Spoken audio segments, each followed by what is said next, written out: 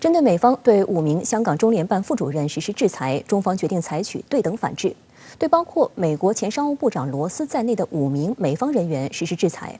而对于美国务卿布林肯就立场新闻被关闭发表声明，香港特区行政长官林郑月娥严批外国一些官员机构妄下定论，践踏法治，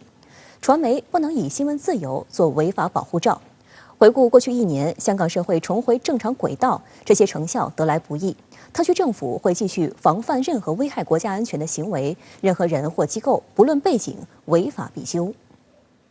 针对美国国务院近日根据所谓香港自治法对5名香港中联办副主任实施制裁，对此，中国外交部发言人赵立坚周四表示，中方对美方依据国内法制裁中方人员干涉中国内政的行径坚决反对，强烈谴责。赵立坚宣布，中方决定采取对等反制，根据反外国制裁法对美国前商务部长罗斯、美国会美中经济与安全评估委员会主席卡罗琳·巴塞洛缪、国会行政部门中国委员会前办公室主任乔纳森·斯蒂沃斯、美国国际事务民主协会金杜允、美国国际共和研究所在港授权代表亚当金等5名美方人员实施制裁。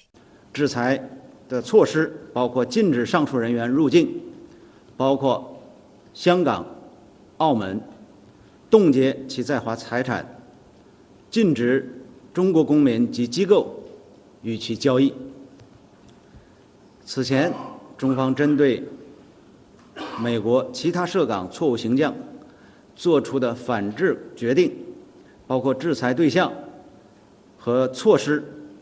依然有效。事实上，美方在今年7月曾借发布所谓香港商业警告，已经宣布对包括上述5名中联办副主任在内的7名中方官员进行制裁。赵立坚就表示，美方这次重复宣布是翻旧账、炒冷饭，无非是借炒作涉港问题，服务遏制中国的政治图谋，这彻底暴露了美方关心香港人权是假，破坏香港繁荣稳定是真。自香港国安法实施以来，香港已经出现由乱而治、由治及兴的良好局面。而随着选举制度的完善，爱国者治港原则落实，良政善治将引领香港发展全面走上正轨。周四上午，香港特区行政长官林郑月娥举行记者会，回顾2021年的工作。林郑月娥提到，2021年一个重点工作就是继续坚持和完善全面贯彻一国两制，包括切实执行香港国安法，有效防范、制止和惩治危害国家安全的行为。另外，政府也检视修订和维护国家安全有关的现行法例，推行公职人员宣誓，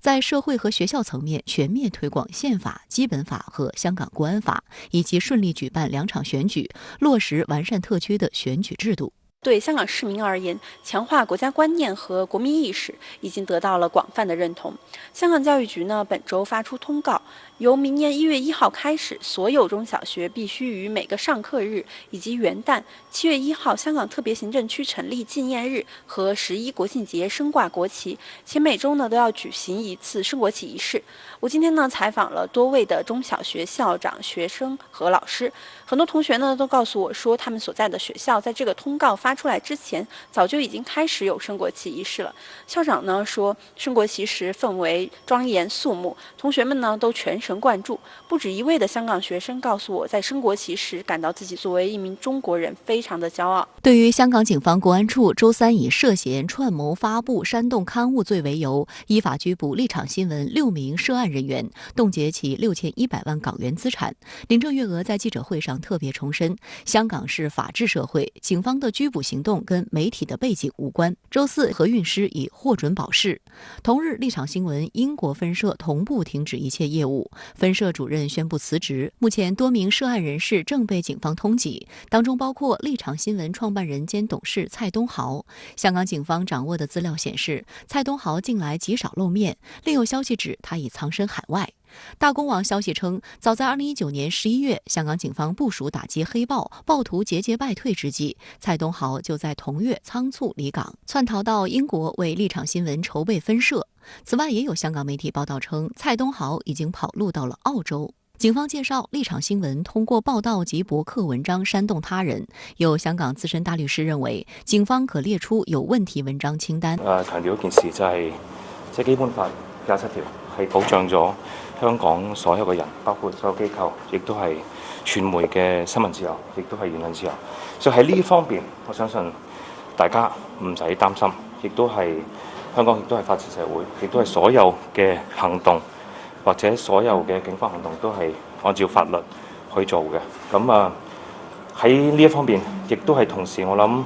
國安法同埋保護國家安全，亦都係重中之重啦。香港中联办发言人周四发表谈话指出，香港警方依法对涉嫌干犯串谋发布煽动刊物罪的立场新闻涉案人员实施拘捕，特区政府保安局依法冻结该公司资产，是维护国家安全和香港繁荣稳定的正义之举。我们对特区政府有法必依、执法必严、依法打击危害国家安全、损害公共利益的正义行为表示坚决支持，对外部势力借机抹黑、攻击香港国安法、粗暴插手香港事务的恶劣行径表示强烈谴责。外交部驻港公署发言人同日也正告外部干预势力，立即停止借新闻自由之名干扰特区政府依法施政，立即停止干涉香港事务和中国内政。外交部发言人赵立坚当天表示，香港国安法实施以来，香港发展重回正轨，新闻自由得以在安全、稳定、法治环境下得到更好保障，这是任何不带偏见之人都无法否认的事实。美国支持新闻自由是假，见不得香港稳定是真。美国应该收起虚伪的双重标准，停止以所谓自由之名干涉中国内政。任何国家和组织以及个人都无权干预香港事务。一些外部势力打着所谓新闻自由的幌子，对香港特区依法开展执法说三道四，完全是颠倒黑白、混淆视听。